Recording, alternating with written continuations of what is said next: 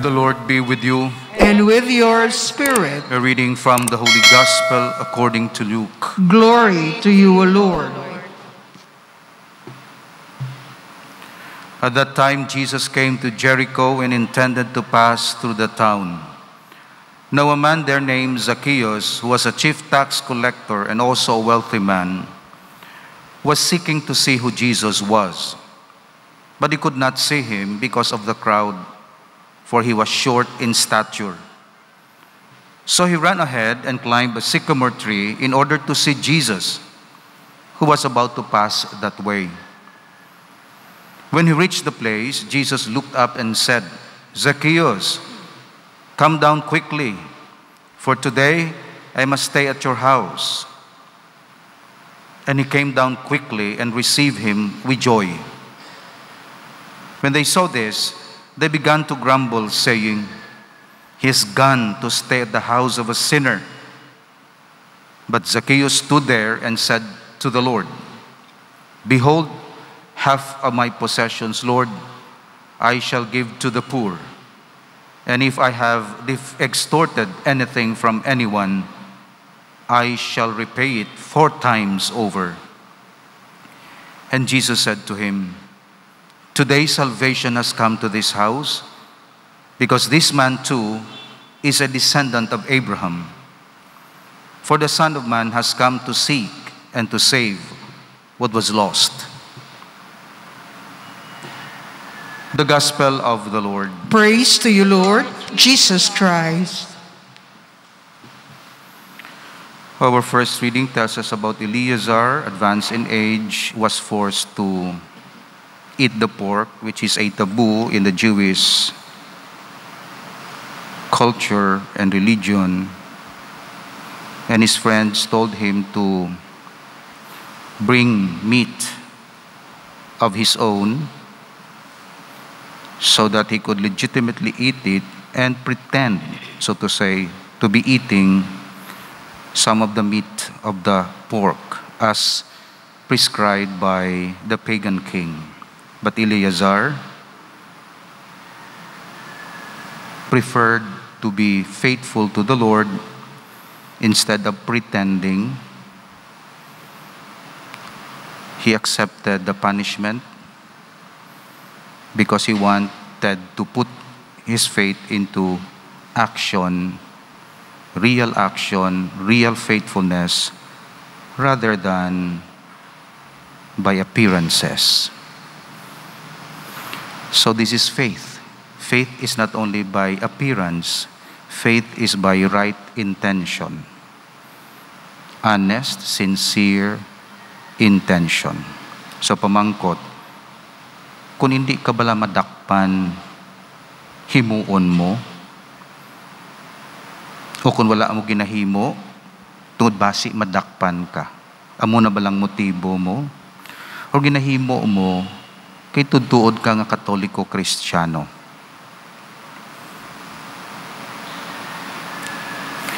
Sunod nga pamangkot, kung nami ang imo ginahimo, gusto mo bala nga pakita-kita gidayon?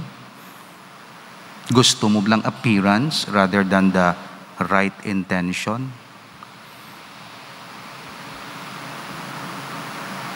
Ang imo bala nga pagsimba, pagtuo, gusto mo nga makita sang iban rather than sikreto nga ginahimo mo in honor of God?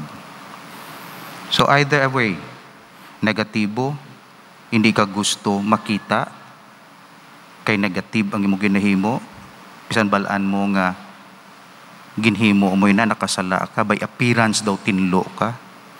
Kung positibo, galain buot mo, kay way nakabalong iban sang maayo mga hinimo. Si Eleazar, in-prefer niya nga hindi magpakuno-kuno nga nagkakaon sang pork para lang masalbar ang iya ulo,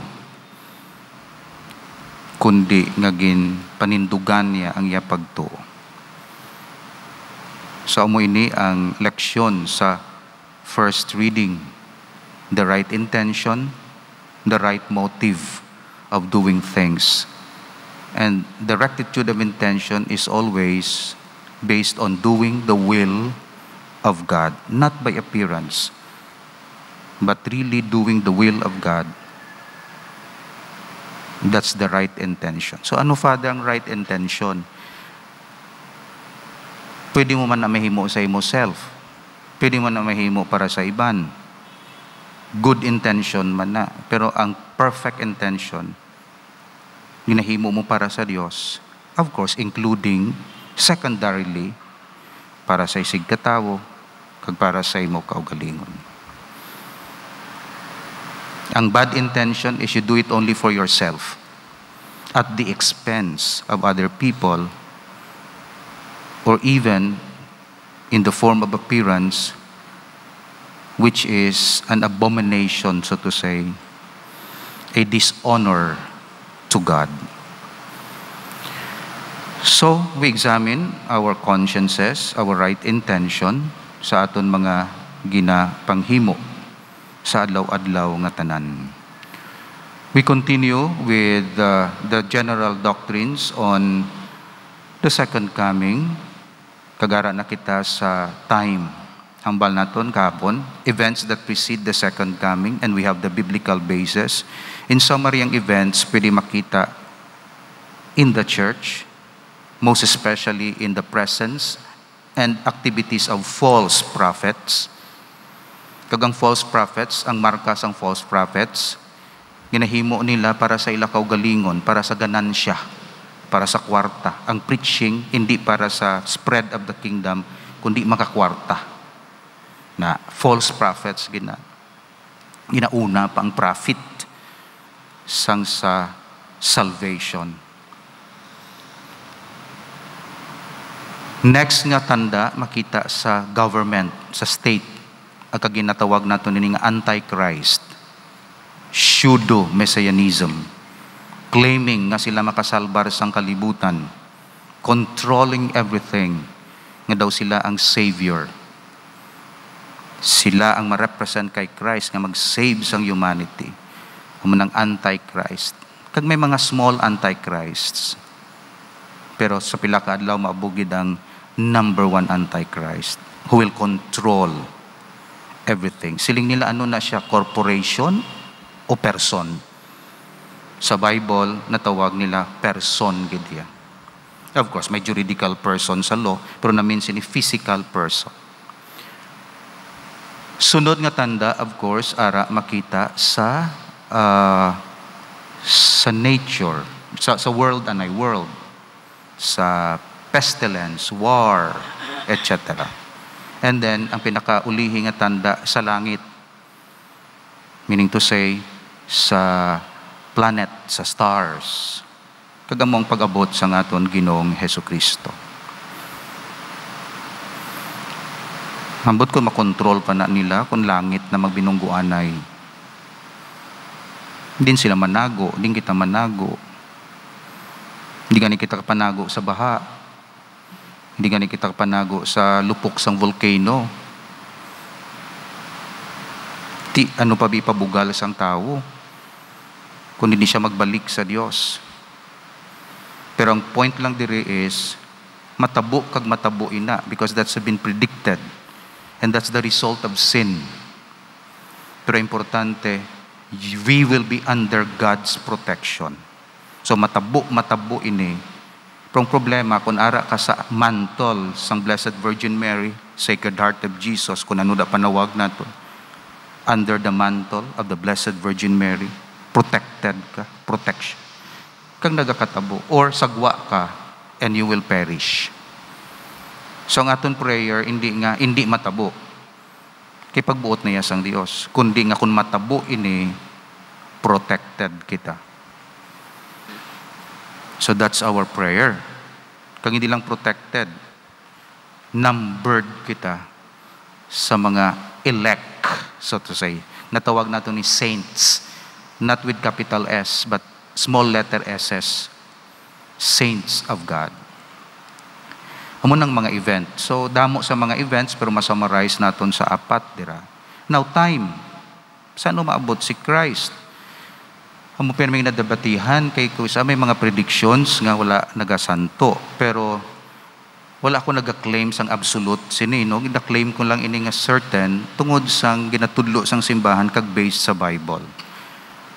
While Christ coming is certain, the exact time of His coming is uncertain in the sense that it cannot be predicted. Amo ginatudlo sang Katoliko. Jesus Himself said that no one knows about the day or hour, nor even the angels in heaven nor the Son, but only the Father. That's in Matthew chapter 24. He warned His followers that it was not for them to know the times or dates the Father has set by His own authority. Acts chapter 1 verse 7. May mga bagay nga ginapabalo sa ato ng Dios. May mga bagay nga wala yan napabalo for our own good. Kaya kung mabalaan niya, i-circumvent naton, madamage kita. Okay? That's why tani sa Garden of Eden, ang ma-define sang what is good and evil, Dios.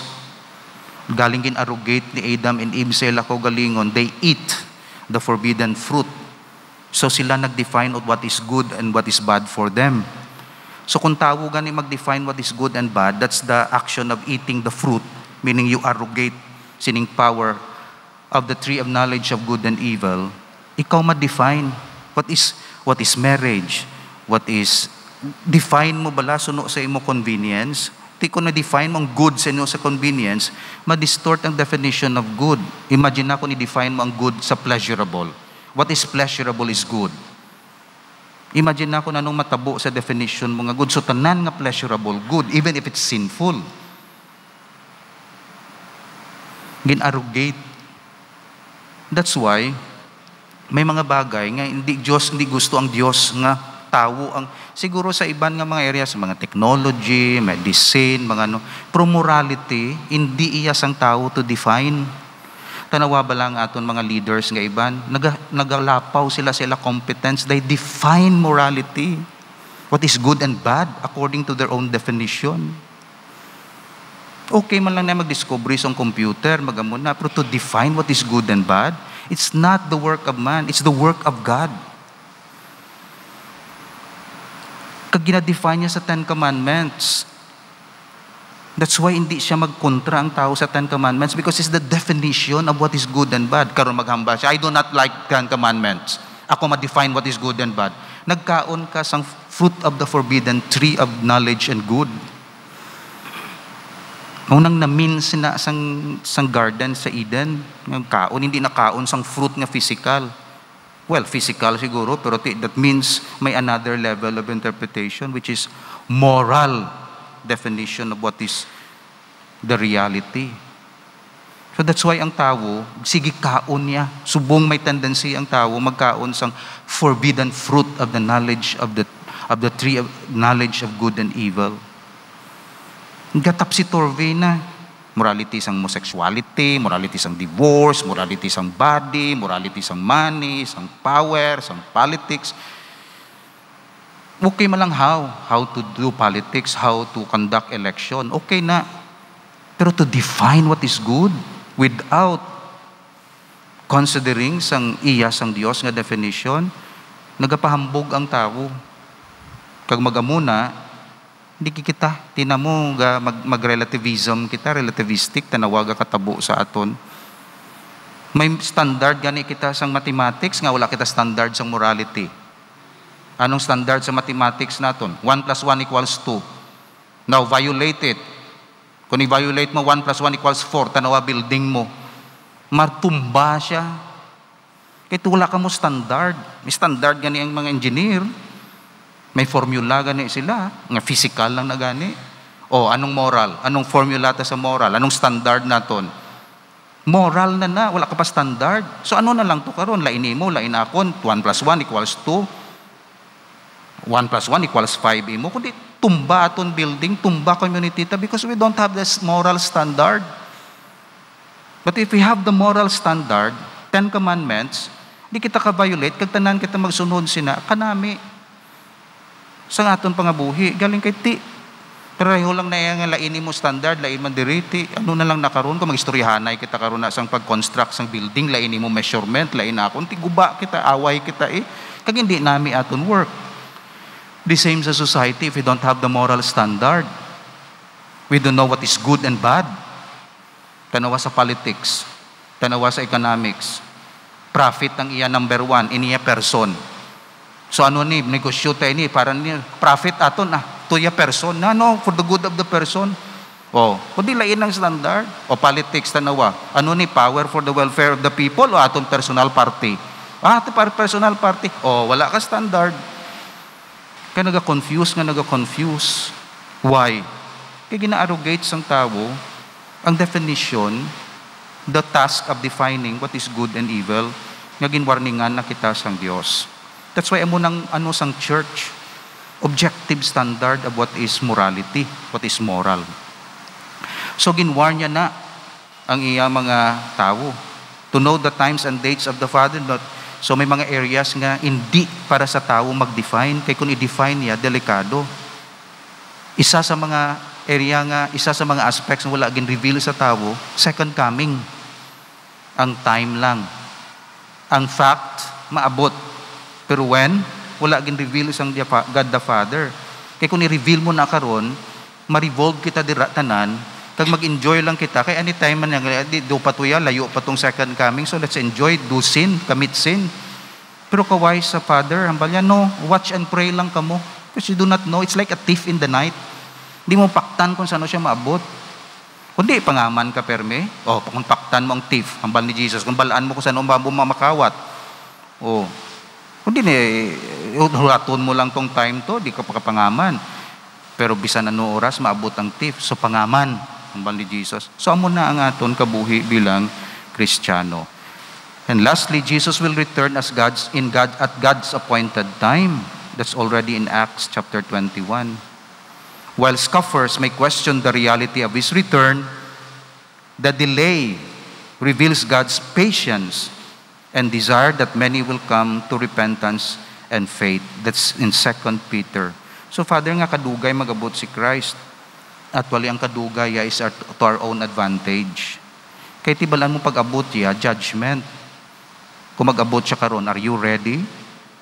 Makasulod kayan sa ginarian sang langit? O kinahanglan mo pa magsiling, Amo, isa pa katuig, bunyagan na mo nanay ni para mamunga. Kung hindi ni mamunga sa isa katuig, tapsana lang. You remember the parable of Jesus? Sila niya tapsana, wala ka pamunga na, ginalamgod ya ang sige man imo sermon, wala man gatubo, sige man seminar mo, sige man preach ng gospel, wala man lang sila pamunga. Patya na lang na, palakta, pagwaan na lang na sa simbahan, wala man sila grow. Katoliko sila, baptize sila, wala man sila grow. Sige man feed sa ila sang Eucharist, kag mga confession, wala man sila grow, wala man ang mga bunga. Dado amo nang analogy, hambal sang enkargador. Kay si Jesus na, kay yung Father, gambal, patya na lang, nakuha na lang, hambal ni Jesus, ulat anay, 1 more year pa, di pasensya anay, itungaan ko gini. Kay kung mamunga niti nami, pero kundi mamunga, after a year, tapsonta. That's the meaning of delay. It's the prayer of Jesus, so to say, to the Father. Di lang anay, hulat-hulat kay damo pa na makapamunga da. Di lang anay. Ara na sa parable. So that's why ang delay is actually in delay nga pag gusto tahimo sala is the delay as a time for amicable settlement and repentance and transformation. So, amo nang gakatabo nga may delay sa iya second coming to give time to our conversion. So thank God. Delay mo anay para damo pang makasulod kag makabalik sa imo. Amen. Almighty ever-living God, who brings salvation to all and desire that no one should perish. That's why you delay your second coming. Hear the prayers of your people and grant that the course of our world may be directed by your peaceful rule. Through Christ our Lord. Amen.